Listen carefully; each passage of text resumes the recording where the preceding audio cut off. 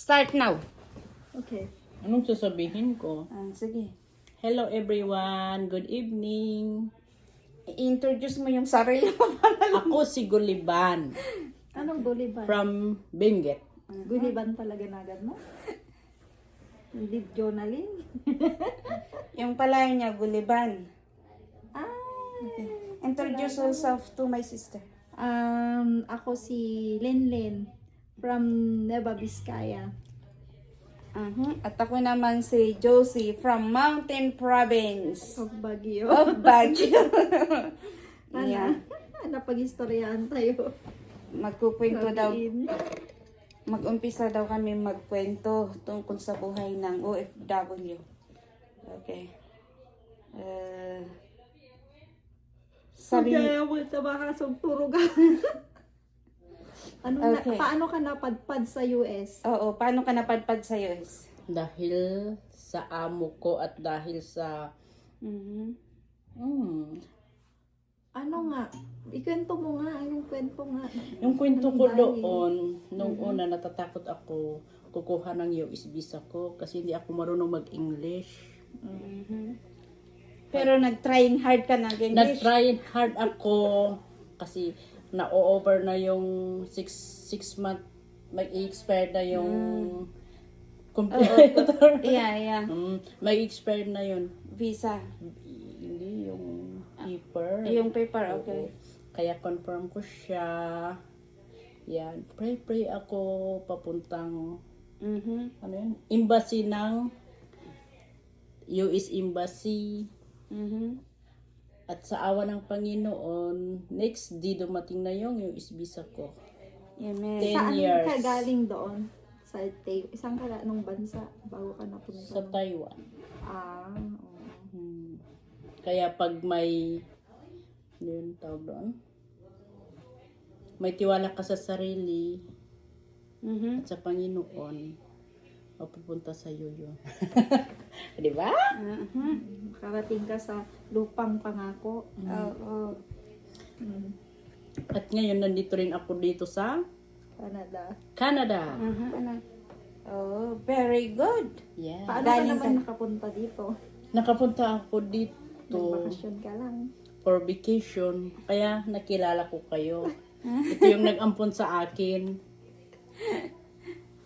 Nag-ampun sa akin. At ikaw naman. Ako naman, galing ako ng Hong Kong. Napadpad ako dito sa Canada kasi isang araw nakita ko na Sa maganda. dreams. Oo, maganda ang pagpunta dito. Tapos sabi ko pupunta ako diyan.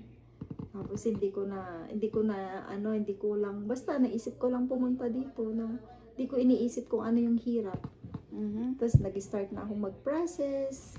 Nag-apply ako sa agency. Yun, napunta naman ako dito. Pero bago ako napunta dito, marami munang nangyari. Siyempre, maraming mga pagsubok. Nandyan yung Kagaya ng na-scam. na unang-una, na-scam ako. Yung malaking pera, yung una. Tapos, pagkatapos noon, nagdire-diretso na. Kaya pagsubok muna bago ang karangyaan. Tapos nga, pagdating ko dito, wala na akong pagdating ko dito, hindi maayos yung amo ko. Lumipat na naman ako, nag-terminate ako ng contract. Tapos, naghanap ako ng bagong amo. Yun, may bagong amo ako, mas mabait sila ngayon. Yun, kaya nandito ako sa Canada pa din, hanggang ngayon hindi ako nakauwi. Ayan, ikaw naman ate. At ako naman, galing din ako sa Hong Kong. 5 years ako dun sa isang amo. Pagkatapos, nung sinubukan kong nagpatulong sa mga, mga titas, pero parang walang chance. Kaya sabi yung isa kong ate, parang hindi ka nag-aral. Subukan mo kayang mag-apply sa sarili mo. So, thanks God sa prayer, sa mga families na nagpupush sa akin na mag-apply. Kaya yun, nag-apply ako. Sa awa ng Diyos akong nag-process.